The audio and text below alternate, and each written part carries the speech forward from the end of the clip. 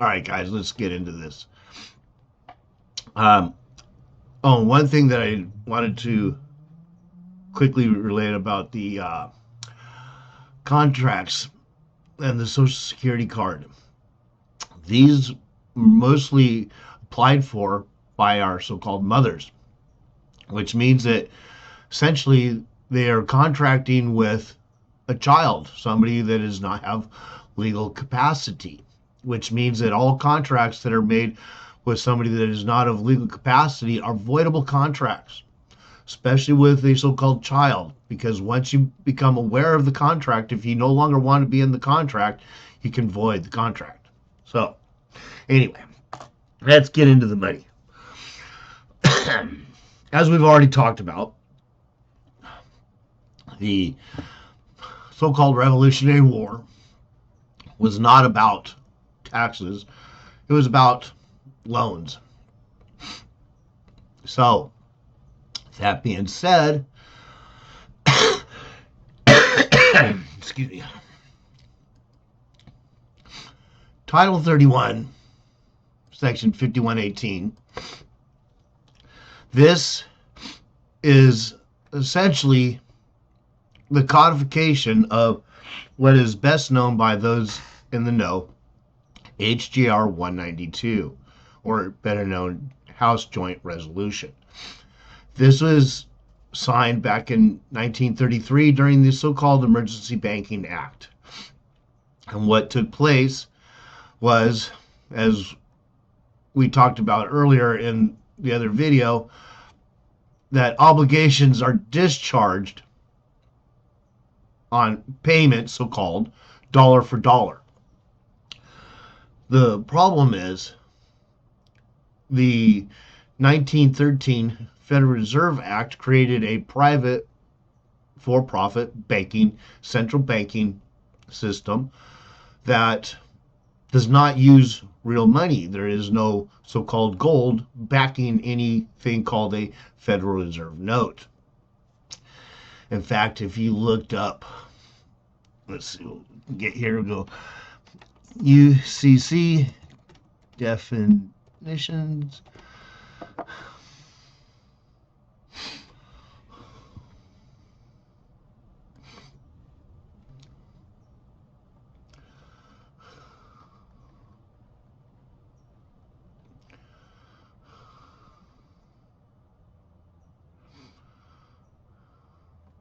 Actually, in here they didn't put it, so let's go this way. UCC definition of note. Negotiable instruments.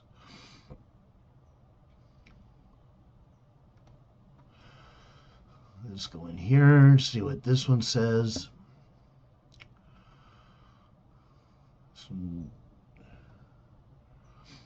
Okay, here we go.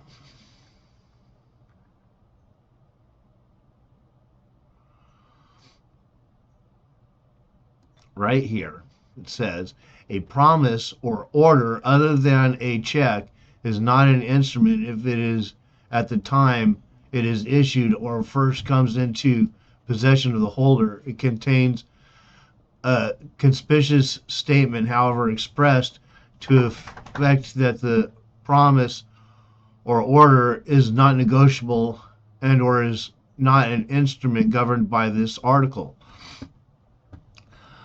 What they're talking about, let's go back to this other one and see what it says down here too.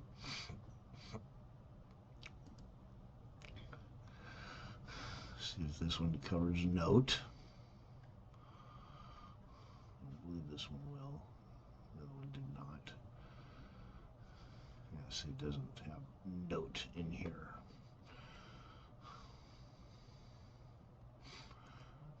But a note, as we just showed, let's see if it's in this one. Probably not here either. Nope. So as we just saw, a note is a promise to pay.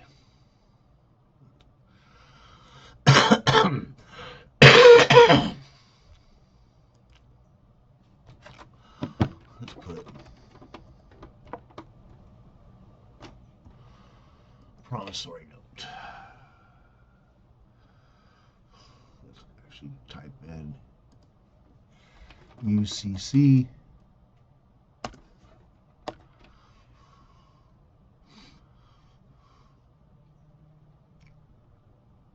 A promissory note is in writing. It might be in certain conditions are met, qualified as a negotiable instrument under Article 3 of the UCC. When, oh, let's look at this one.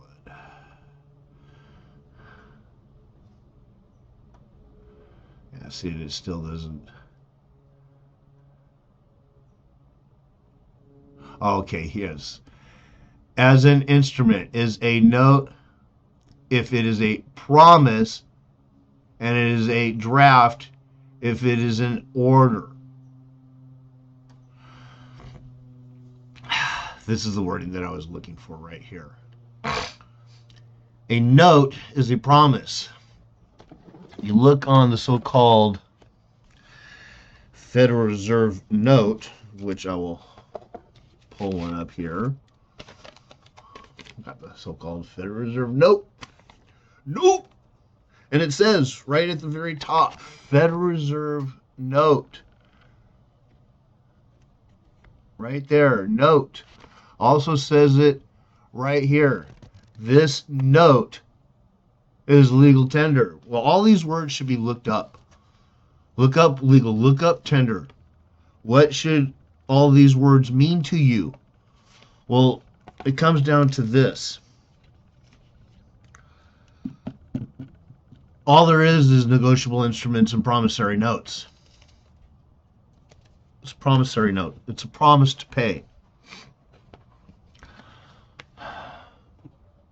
I'll put the link in the description on the Money Matrix video. You guys can also find it on my channel. But in that, it talks about how the banks deal with promissory notes that you sign. And essentially, it comes down to this. Let's say that you go to buy a house. The only real money actually being exchanged in a true technical sense is when you sign that promissory note and you hand it to the bank. That piece of paper with ink on it without your signature is completely worthless without your signature. But you put that live wet ink signature on there, this creates the money. In fact, the application for the so-called loan is considered a promissory note as well. So let's put this into real perspective. When you sign even the application, this becomes a negotiable instrument. It's a promissory note. Even if the bank does not give you the loan, they can turn around and sell these negotiable instruments on the open market to those that are buying and selling negotiable instruments. They can also sell it to the Treasury. It can go either way. So you don't get the loan, the bank still gets to sell that promissory note known as the application.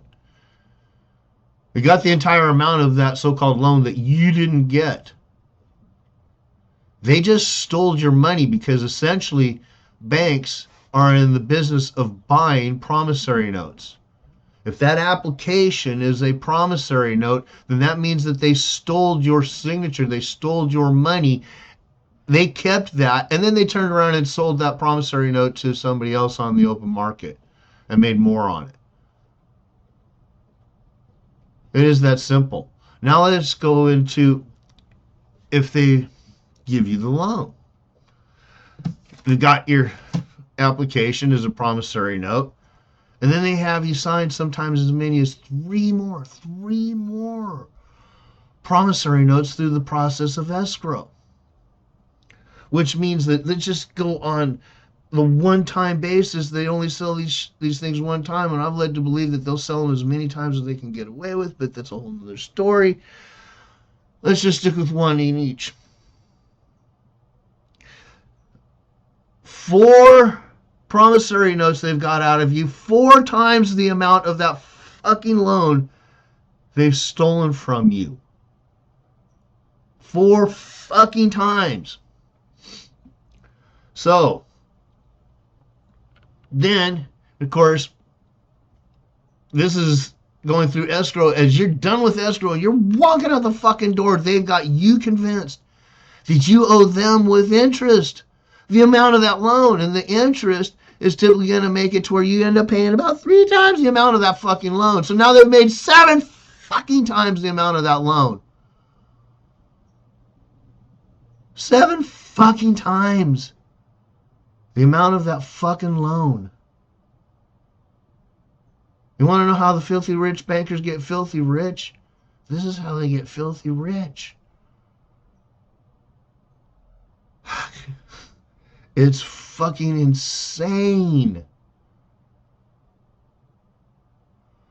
But one of the things that a lot of people don't recognize is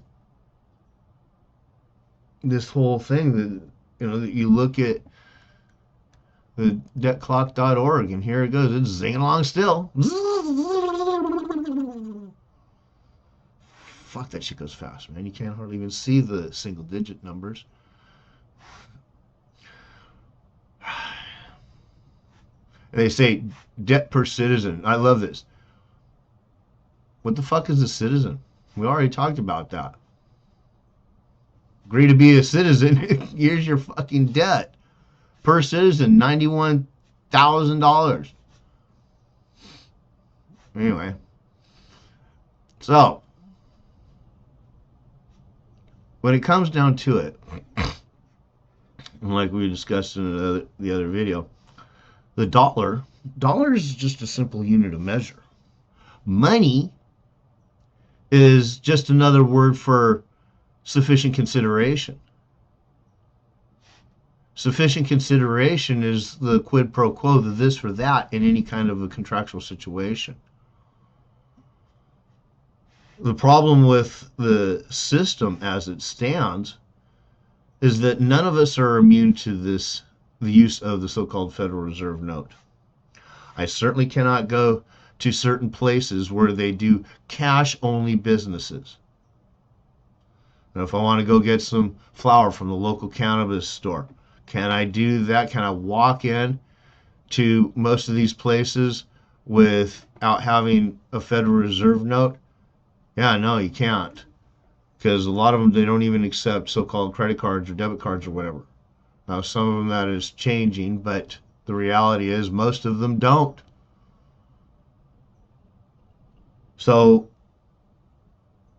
it kind of comes down to, even if you go to, say, the store, you don't want to use cash, you just want to use your card. Well, it's still based on the so-called Federal Reserve note. It's all derivatives thereof, so to speak, no matter how you slice it. And of course, the digital currencies, I think, are really no different in that it's still being controlled by somebody. Not everybody accepts digital, like Bitcoin and so on. So it doesn't make it completely convenient to go anywhere. And of course, since like Bitcoin, it's all digital, it's all online. What happens if the power goes out? Now what are you going to do? So, of course, your so-called debit cards and all that are worthless too. So if you don't have so-called cash on hand, you're pretty much stuck. Or if you don't have something else, such as black peppercorn, coffee beans, like I talked about in the other video, Eugene Glazer, against his case, or the case against him from Montgomery Ward's, he loses the case. He's found liable for the debt that the wife had created. He had to pay it, but he understood that when the judge said you owe so many dollars, he knew that the word dollars in itself is just simply a unit of measure. The same as a pound is a unit of measure, or the same as a gallon is a unit of measure. So, what he said to the judges, well, if you ask me for a pound of something, I'd ask you a pound of what? If you ask me for a gallon of something, I'd ask you a gallon of what? So now you're asking me dollars, I'm asking you dollars of what?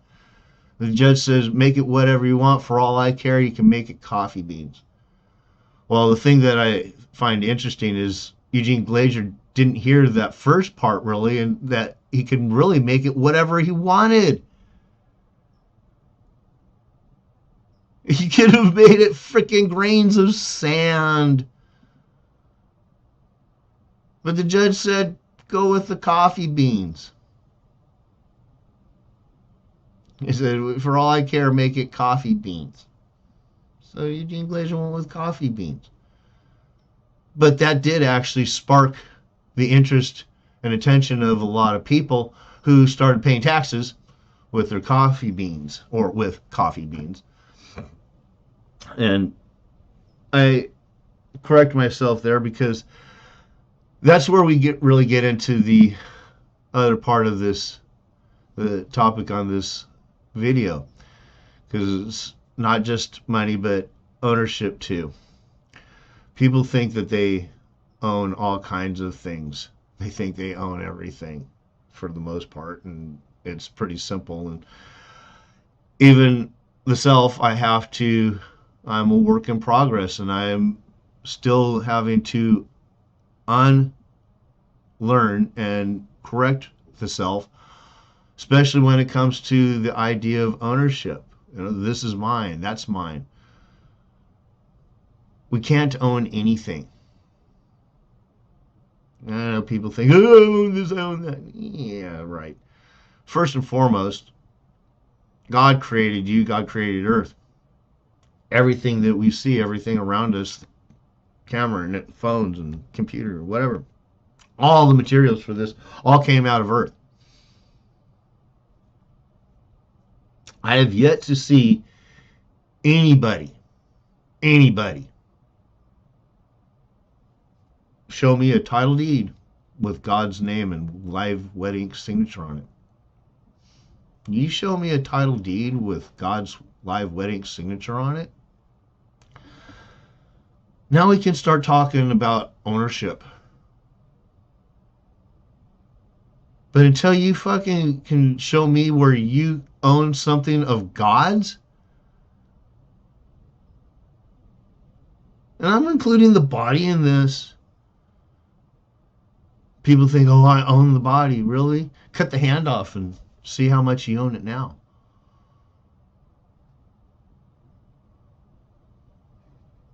But the reality of this, and this is one of the things that I wanted to get to, in that in so many ways, government, for as much as people think that it's fucked up, and it is very fucked up, I will agree that in so many ways it's very fucked up, but it's also, it works pretty damn good. It does take care of claimants and belligerents, people that think they own shit. And of course, I hear people say a lot of times that, well, there's no disclosure. Actually, there's full disclosure from what I can see. There is an old saying, for those with eyes to see and ears to hear. Well, if you don't see the disclosure sitting right in front of you, he who will be deceived, let him. But if you're allowing everything to go unquestioned, unrebutted, or unobjected to, then that's on you. If you don't have what it takes to look at something such as the backside of the so-called Social Security card, where on this one, it's on the very top line, the very top paragraph, and I'll read it to you. It says, this card belongs to the Social Security Administration, and you must return it if we ask for it. Well, they're telling you, in their full disclosure, this is just one small part of it, but we'll cover this right now because this is how it comes out with the money and the so-called name and all this. The reason why I believe that the so-called government comes and takes things away whenever they want is because if you purchase something using a name that doesn't belong to you, could it be that everything purchased using a name that belongs to somebody else, that the property that you bought with that name that belongs to somebody else actually belongs to the person who owns the name?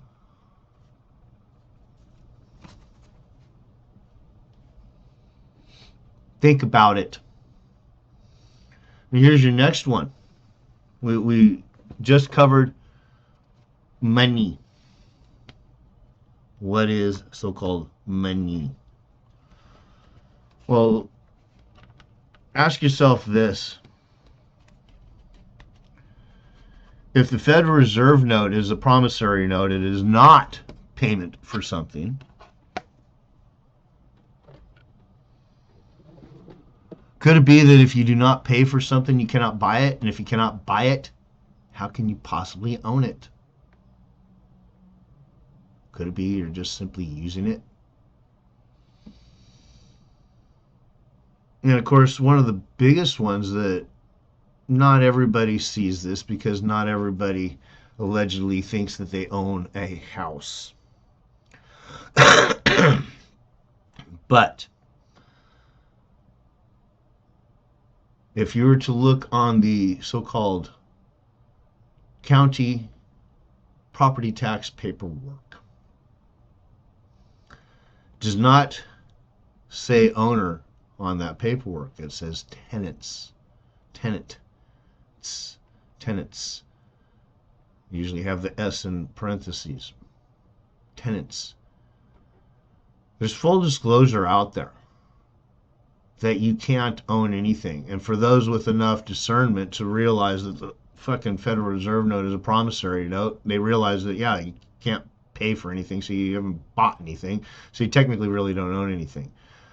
But this is also going back to when we talked about Title 31, Section 5118.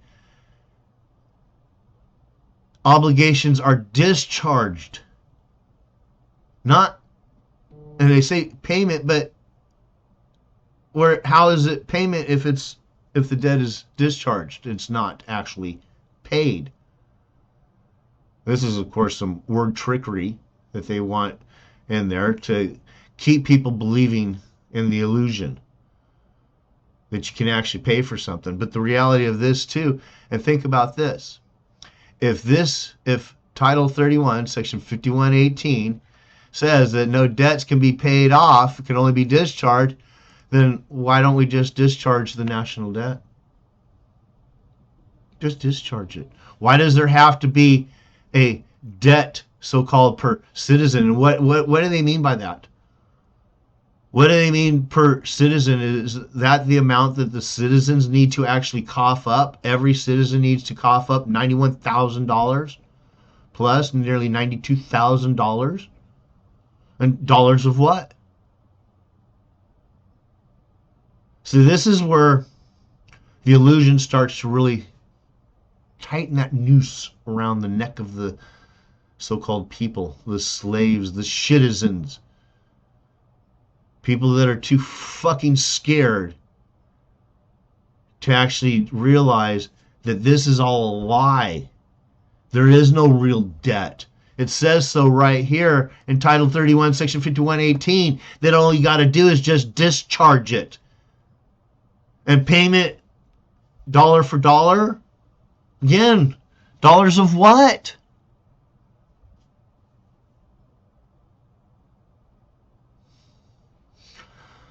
So, yeah, this is kind of how it is. Or not kind of, but this is pretty much how it is. And yeah, Bat Boys, I know, claims. Fuck you. Sue me, bitches. And I know the ones that are going to be bitching the loudest, bats. Shut your fucking mouth. But anyway, yeah, this is what we got. This is the technical aspect. And this is, between these three videos, has been kind of a condensed version because we could really go pretty deep into some of this stuff. But you don't really need to. You only need to know these select pieces to start understanding again who you are as a player in the game. If you understand who you are as a player in the game, then the rest becomes pretty simple. But how could you possibly understand anything about the game if you don't understand who you are as the player in it first?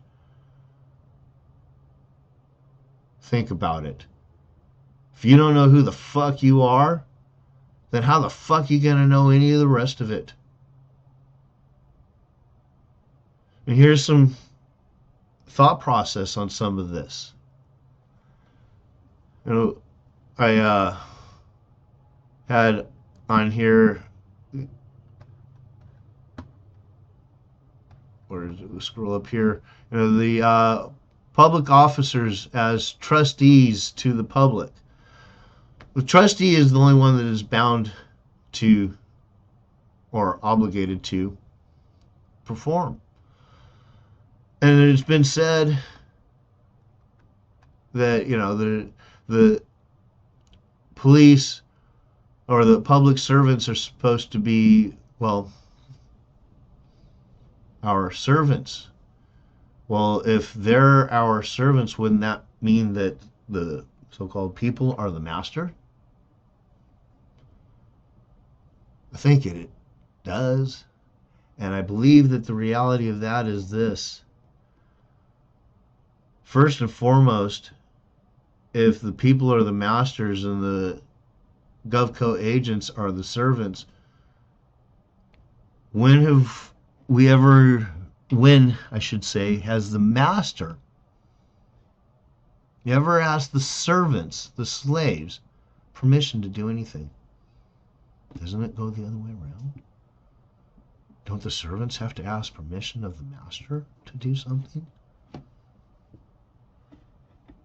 Could it be that the master gets to write two sets of rules? One set of rules for the slaves, the servants, and another set of rules for the master. And they don't have to be even closely the same. And again, is there full disclosure on all of this? Oh, you bet you. You bet you. You know, like I've read some of these cases earlier. All codes, rules, and regulations are for government authorities only, not human creator, in accordance with God's law. They're telling you. But see, the problem is most of you claim that fucking name. You think you own shit. Until you can get your fucking heads unwrapped around owning shit, could it be that you're never going to get anywhere with any of this? Think about it. Seriously, think about it. Unwrap your fucking head about ownership, and then maybe things will start to change. Because I can assure you that for as much as there is property that I so-called use, so-called things that I use, I recognize that I can't own any of it. And I can assure you that it's extremely relieving to realize that you can't take it with you. And the more stuff you may have, the more restrictive it becomes too.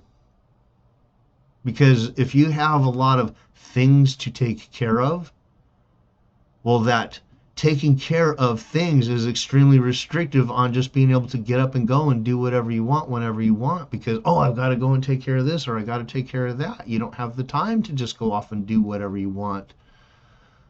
And the more stuff, the more things you have to take care of, the less time you have to just go off and do whatever you want with any of it.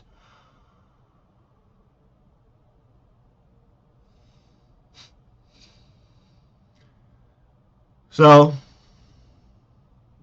that's kind of it. There's some of my perspective on some things, but yet in a very technical sense, obviously over the last 3 videos, you know, there's some code statutes and court cases and such, and things that, yes, as I've said before, things that I will make claims to, but it's things that I can point to and say, does this say what I see it says? Can we look this case up? Can we see if this has actually been said?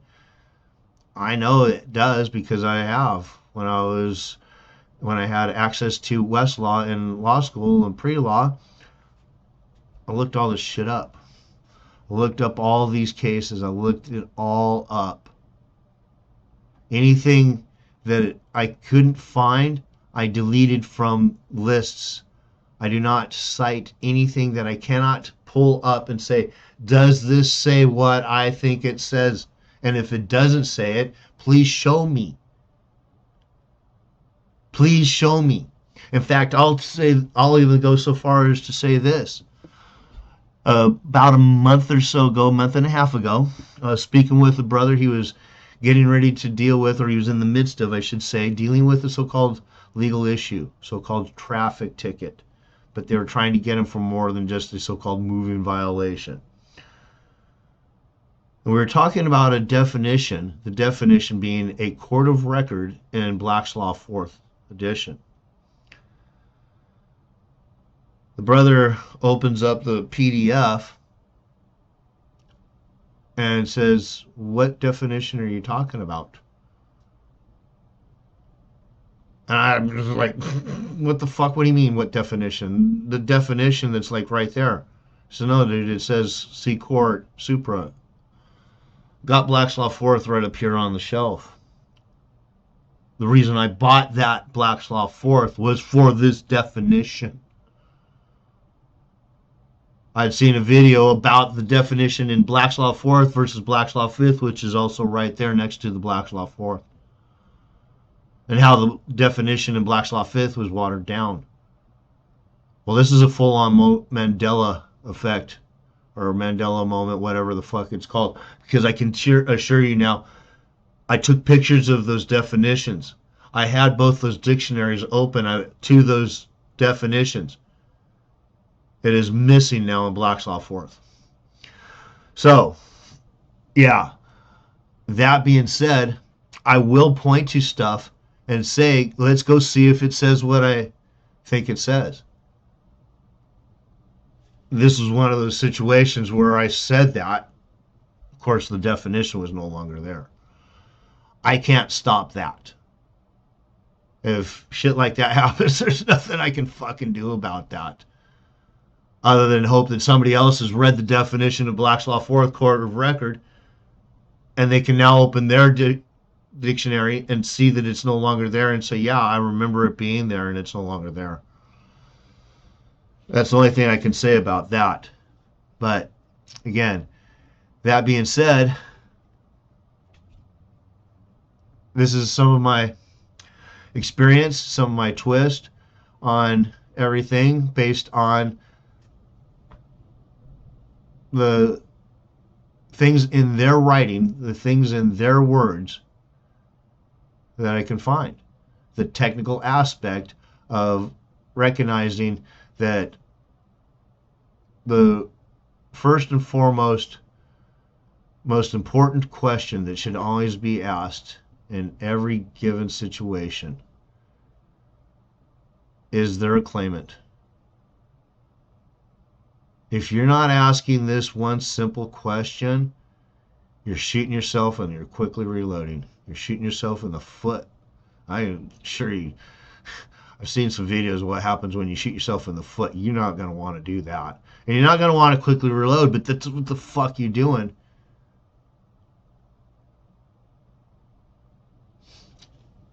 So, if you do ask, is there a claimant? And they say yes. The next question should be, who is that claimant? If they say no, then the question is, how can there be a claim? How can there be a claim if there is no claimant? Of course, the reality of it is, if you've never heard a piece of paper with ink on it ever talk, how can a piece of paper claim that you as a real living man or woman has actually damaged it? How does it say that? How does it say to a cop, that man right there, that woman right there just injured me? So the reality is there never really is a claimant. But if they say yes, they're typically going to say it's the people. It was the state. Great. Can we get the state, the piece of paper with ink on it in here? Can we get it up on the stand so that it can give me some firsthand testimony? I've got some questions I'd like to ask. Anything and everything that goes unquestioned, unrebutted, or unobjected to is considered to be consented to and are true. So if you believe that, you know, the state is the claimant, then it is. If you recognize that the state can't possibly be the claimant, then question that. Get them to bring that piece of paper in. So the thing is, in all of this, is they're going to make claims. If you make a claim, you put the burden on yourself to prove your claims, and they don't got fuck all to do now. If you recognize that as soon as they make a claim, the burden is on them, so if you keep the burden on them by simply asking questions, that keeps that burden right there, you're probably going to walk away. And they're going to just make this matter disappear. Because they're going to quickly realize, such as the brother with the Black's Law PDF, his case was dismissed. The biggest part is he stayed on point and he wouldn't claim the name. If you don't claim the name, they can't process the meat sack. If you don't claim the name, they can't do anything because they're charging themselves when they charge the name.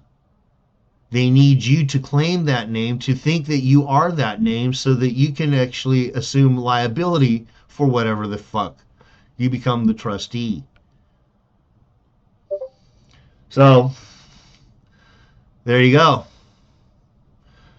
I hope this helps a lot of people. I hope it's made a few things clearer as to the system, the nature of the system, and how it works. And then this will help with some of the future videos. I'm going to probably be doing some reaction videos, and I may even do some in the street stuff too. So, yet to be determined for sure what all I'm going to be doing from this point on. But yeah, hope that helps out. Hope it makes things a little bit more clear and understandable.